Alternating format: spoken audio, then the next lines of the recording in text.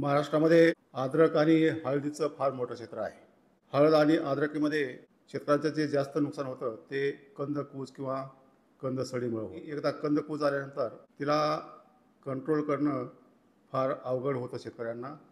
ते फार खर्चिक पण राहतं आणि शेतकऱ्याचं मोठं नुकसान होतं. तर या अद्रक आणि हळद पिकामध्ये कंदकूज, कंदसड येऊ नये म्हणून आपल्याला जैविक काही उपाययोजना करता येतील का?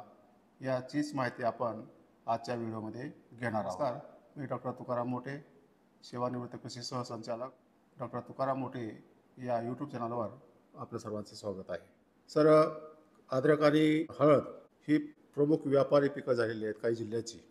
या अद्रकीमध्ये आणि हळदीमध्ये जी कंदसड येते किंवा कंदकूज येते, हा काय प्रकार आहे आणि कसं ओळखायचं त्या येते? अद्रक आणि हळद या जी मसाल्याची पिकं आहेत त्याच्यामध्ये प्रामुख्याने कंदकूज हे मेन समस्या आहे. त्याच्यामध्ये उत्पन्नामध्ये सर्वसाधारणपणे ऑन ॲन ॲव्हरेज 30% पासून ते 70% उत्पन्नामध्ये लागण झाल्यानंतर कमतरता येण्याची शक्यता. सुरुवातीला अद्रक ह्या पिकामध्ये लागण झाल्यानंतर 18व्या दिवसापासून ते काढणीपर्यंत कुठल्याही अवस्थेमध्ये ही कंदकुजाची लागण होण्याची शक्यता असते.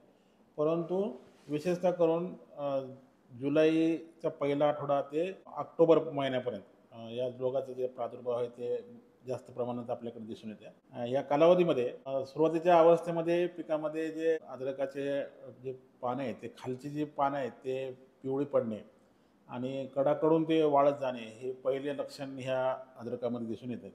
आणि त्याच्यानंतर मग हळूहळू खालच्या पानापासून ते वरच्या पानापर्यंत हे पिवळी पडून जे कंद आहे ते कंदाचा असं आपण काढून बघितलं तर जिथं कंद आणि जिथं ते दांडा आहे जिथून दांडा आलेला असतो स्टंप तो भाग थोडासा काळपट होऊन तो सहज आपल्याला असं आपण हाताने जर उपसून घेतलं तर ते उपसून येईल अशा स्थितीमध्ये आपल्याला जर असे लक्षण दिसले जमिनीमध्ये तर ओळखून जायचं की त्याच्यामध्ये कंदकूज झालेले आहे.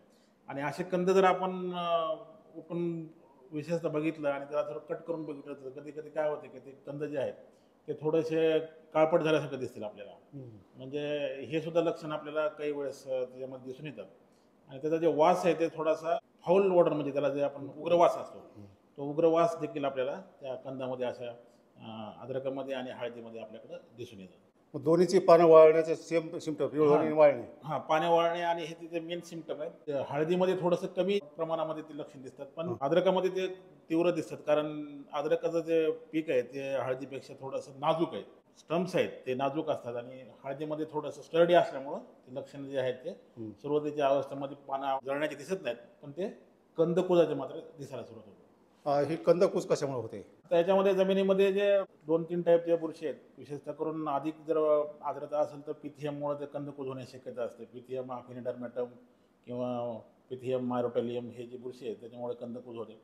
कधी कधी काही जमिनीमध्ये फ्युजेरियम नावाची जी बुरशी आहे त्याच्यामुळे देखील काही भागामध्ये कंदकूज दिसून येते. त्यानंतर कधी कधी तापमान जर जमिनीचं 30 डिग्रीच्या वरी गेलं तर राल्स्टोनिया नावाचे एक जीवाणू आहे ते पण काही प्रमाणामध्ये काही शेतीमध्ये त्याच्यामुळे देखील आपल्याकडं कंदकूज होण्याची शक्यता असते.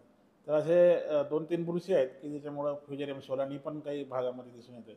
ह्या 3 बुरश्या ज्या आहेत ते जमिनीत राहणाऱ्या बुरश्या असल्यामुळं त्याच्यामुळे हे कंदकूज दिसून येतं. पण 80 ते 90% जे प्रमाण आहे ते पिथियम नावाच्या बुरशीमुळेच आपल्याकडं कंदकूज दिसून येतं. पण हे कंदामध्ये घुसतात कसे या बुरशी? ह्या बुरशी विशेषतः करून कंदामध्ये जे अद्रकाच्या किंवा हळदीचे जे आपण जर कंद बघितलं त्याच्यावरती एक असे बारीक स्केल असतात त्याच्या त्या पापुद्रा. पापुद्रा असतात त्या पापुद्र्यामध्येच त्याचे बीजाणू जे आहेत ते सुप्त अवस्थेमध्ये असतात. त्याचं इन्फेक्शन कधी कधी काय होते की शेतकरी कंद काढून त्याची ढीग मारून ठेवतात आणि ढीग मारल्यानंतर समजा काही कंद जर समजा रोगिष्ट असेल की तर अशा जे रोगिष्ट कंद आहेत त्याची लागण हे दुसऱ्याला होण्याची शक्यता असते. आणि तिथून मग काही कंद रोगिष्ट होतात आणि एक तर त्याच्यानं होते किंवा काही वेळेस त्याच जमिनीमध्ये जर अद्रक घेत असेल शेतकरी हळद वगैरे घेत असेल तर त्या जमिनीमध्ये देखील त्याची जी सुप्त अवस्था आहे तिथून देखील त्याचा प्रादुर्भाव होण्याची शक्यता असते. मातीमध्ये असतात का ह्या? मातीमध्ये असतात.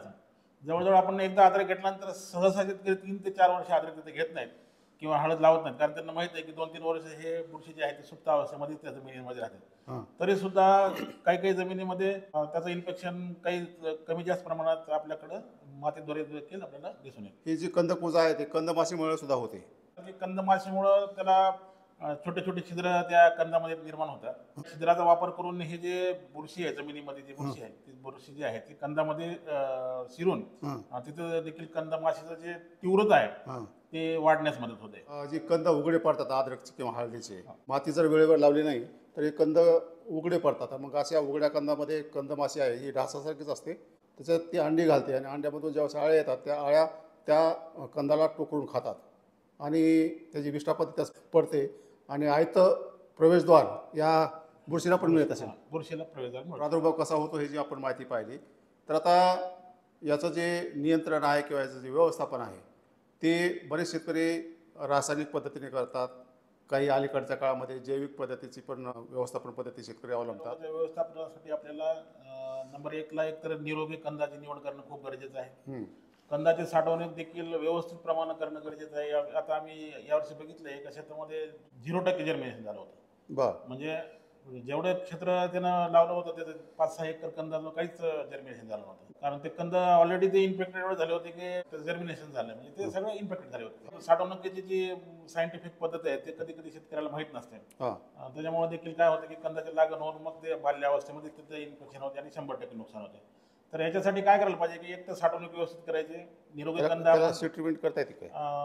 सीड ट्रीटमेंट करता येते. लागवणीपूर्वी आपण काय करायचं की कंद साठवताना पण करता येते का? साठवणा करताना देखील आपल्याला हे ट्रायकोडर्मा जे आहेत ते पण आपण टाकू शकतो. पावडर फॉर्म मधला ट्रायकोडर्मा आहे ते 2-3 लेअर लावल्यानंतर एक ट्रायकोडर्मा जे पावडर आहे त्याच्यामध्ये जर आपण टाकून दिली, प्रसार होणार असतो तो प्रसार हे कमी होतो.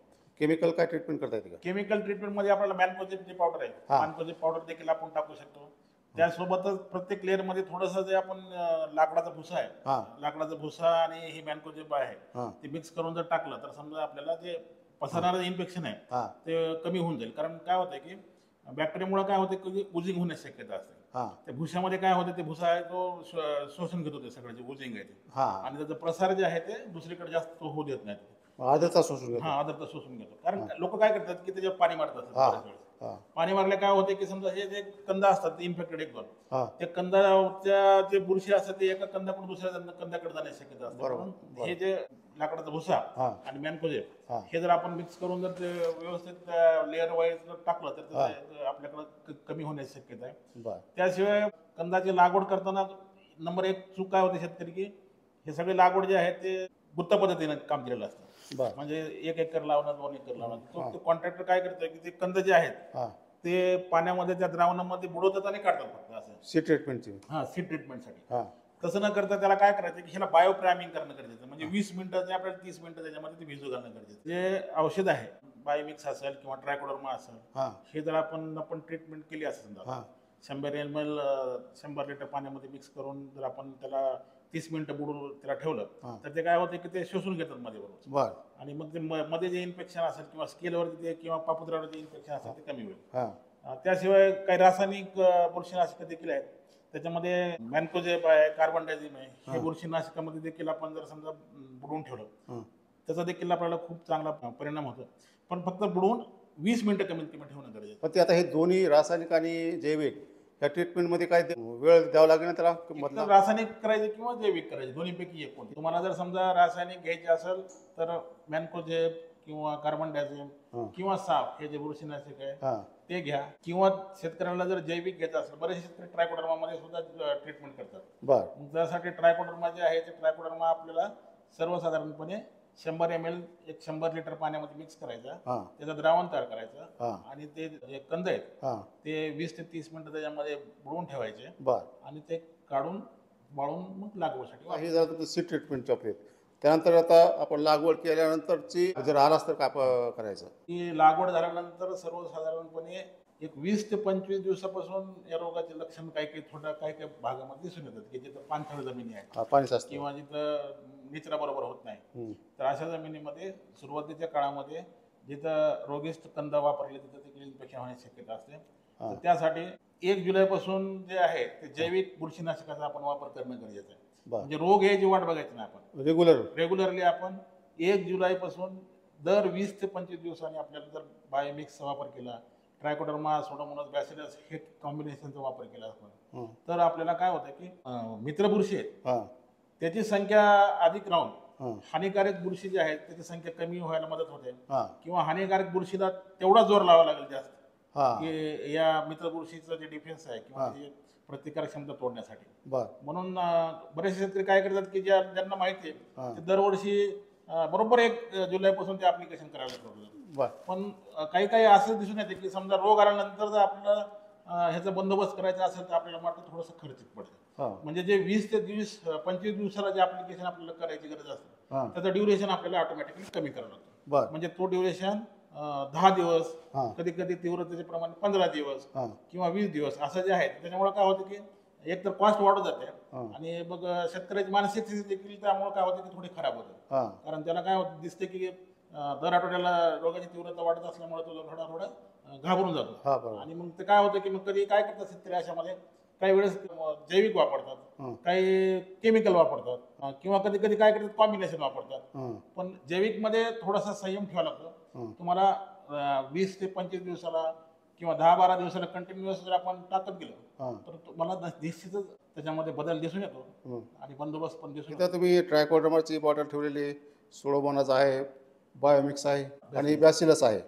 तर आता हे याचा वापर कसा करायचा, म्हणजे किती सोडायचं, आळवणी करायची का ड्रिपने हे सोडायचं? ट्रायकोडर्मा आहे, बॅसिलस आहे आणि सुडोमोनास आहे. हां बरेच शेतकरी काय म्हणतात की आम्हाला फक्त नुसतं ट्रायकोडर्मा द्या. हां आपण ट्रायकोडर्मा देखील त्यांना सिंगल ट्रायकोडर्मा देतो. हां काही शेतकरी जे आहे ते ट्रायकोडर्मा आणि सुडोमोनास हे किंवा कॉम्बिनेशन मागतात कधी हां बरेच शेतकरी. हां तर आपण काय करतो की त्यांना मग ट्रायकोडर्मा आणि सुडोमोनास हे वापरण्यासाठी त्यांना इंडिव्हिज्युअल देऊन टाकतो आपण आणि बरं. त्यांना सांगतो की तुम्ही बरं. तुम्ही एकत्रित करून वापरा. बर कधी कधी काय शेतकरी बॅसिलस, सुडोमोनास आणि ट्रायकोडर्मा हे 3 मागतात. बर आणि कधी कधी काय होते की काही शेतकरी जे आहेत ते मेटरायझम देखील त्याच्यासोबत मागतात. कारण हुमणीचा देखील प्रादुर्भाव कधी कधी होण्याची शक्यता असल्यामुळे त्यांना माहीत नसते कळत काय करतात की मेटरायझम, सुडोमोनास, हं. बॅसिलस आणि ट्रायकोडर्मा हां हे 4 ह्या बायोमिक्स मधले खरे घटक आहेत. म्हणजे हां. त्यांचं ऍक्च्युअल रोल ह्याच्यामध्ये असतं. हां हां त्यामुळे काय होतं की हे जर 4 आपण वापरले तर बऱ्यापैकी आपल्याला कंदमाशी असेल हां किंवा कंदसड असेल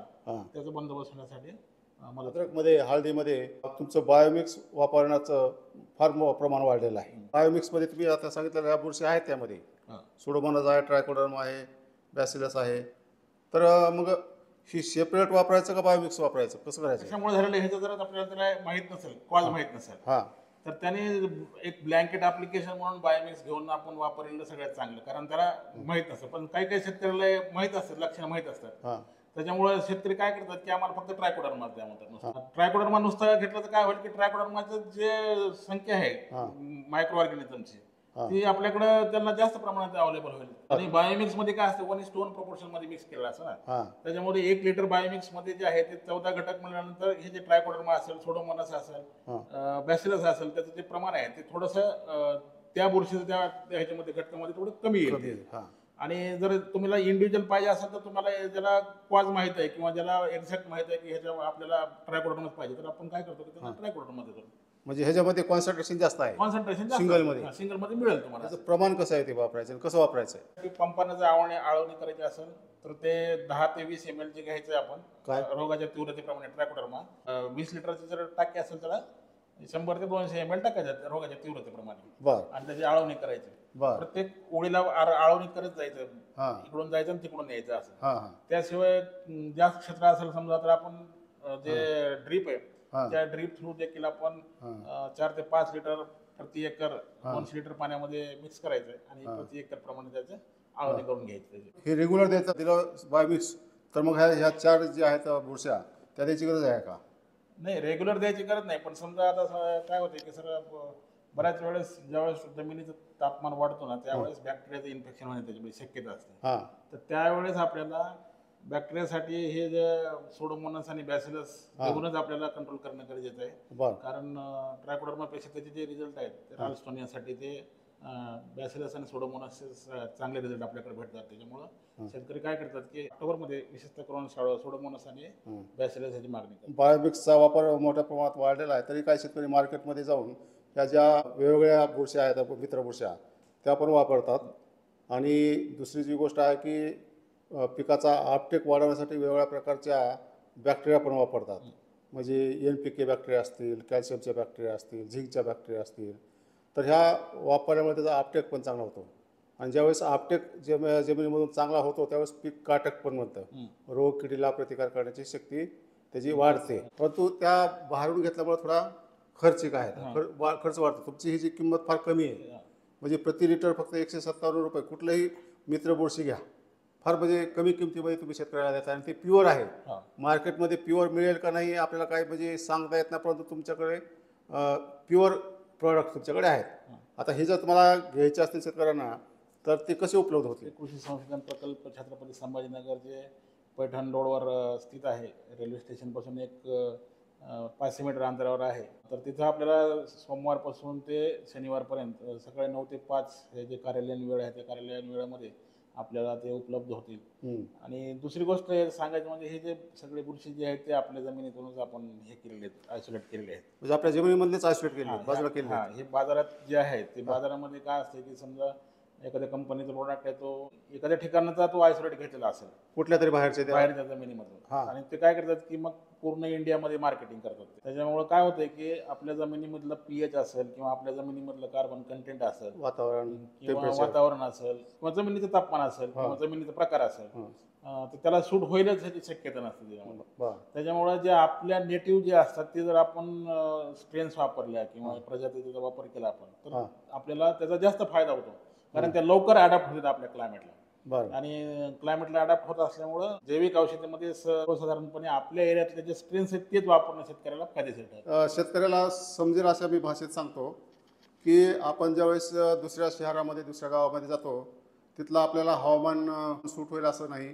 तिथल्या पाण्याने आपल्याला सर्दी होऊ शकते, डोकं दुखू शकतं आणि तिथल्या वातावरणाशी समरस व्हायला आपल्याला काय वेळ जावा लागतो. तसंच ह्या उपयुक्त बुरशी जी आहेत या सगळं उपयुक्त बुरशी किंवा जीवाणू आहेत आपल्या जमिनीमध्येच असतात त्या, आणि त्या जमिनीमध्ये वेगवेगळ्या भागामध्ये त्याच्या वेगवेगळ्या प्रजाती पण असतात त्या, आणि त्या आपल्या हवामानाला एकजीव झालेल्या असतात, एकरूप झालेल्या असतात. मग त्या मातीमधूनच ही आयसोलेट करून आपण ते शेतकऱ्यांना हे विकत असतात. परंतु प्रायव्हेट कंपन्या आहेत त्यांनी कुठल्या मातीतून कुठल्या राज्यातून ती बुरशी ती जीवाणू बाहेर काढलेली आहे आणि तीच सर्व देशभर विकतात, आणि ती सगळीकडेच ती आपण ज्यावेळेस ती ड्रेंचिंग करू ती त्याला तिथलं तापमान तिथली माती मानवेल हे सांगता येत नाही. त्यामुळं सर जी सांगतायत जी शासकीय संस्था आहेत त्या तिथल्याच मातीमधून ह्या उपयुक्त जीवाणू आणि बुरशी बाहेर काढतात आणि त्याचं मल्टिप्लाय करून अशा बॉटल स्वरूपात ते विकतात. त्यामुळं ह्या खऱ्या म्हणजे खात्रीशीर अशा रिझल्ट देणाऱ्या मित्र बुरशी आणि मित्र बॅक्टेरिया आहेत. बरोबर आहे? हां, बरोबर.